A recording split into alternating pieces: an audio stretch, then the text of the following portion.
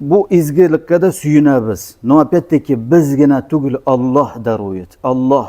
Поэтому her bir amalda Allah berdi deb suyunagiz. Men o'zim deysang показуха keta, самолюбие keta. Поэтому и Allah скрыл Лайлатул Qadr, чтобы мы не возгордились. Bizda shunday xuluq bor.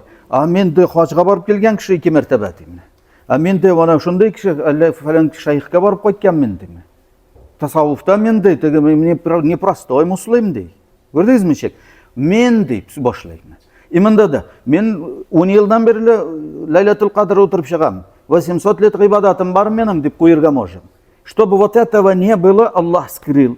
Показуха, самолюбие bo'lmasin uchun. Shuning uchun g'ibodatlarida, namozlarida, остановкаларда, teginda, munda, polyalarda, kishi oldinda metro yuraytirgan yerlarda, mashinalar o'tatirgan yerlarda o'qirga tugil.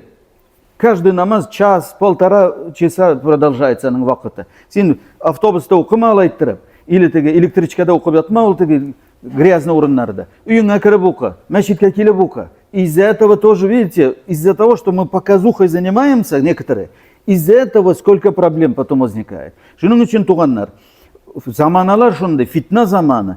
Надо спокойно Alloh ko'rsin, xo'ja ko'rsin, tugul Xudoy ko'rsin deb ibodat qilarga kerak. Alhamdulillah robbil alamin, salatu vassalamu ala habibina Muhammad va ala alihi va ashabihi ajma'in. Ey Robbim, gunohlarimizni g'afo eyle, rahmatingdan tashlama. Kelajak qadr kechalari muborak bo'lib, Robbim, shu qadr kechalarida o'qitilgan duo. Allohumma innaka afuwun karimun tuhibbul afwa fa'fu anna.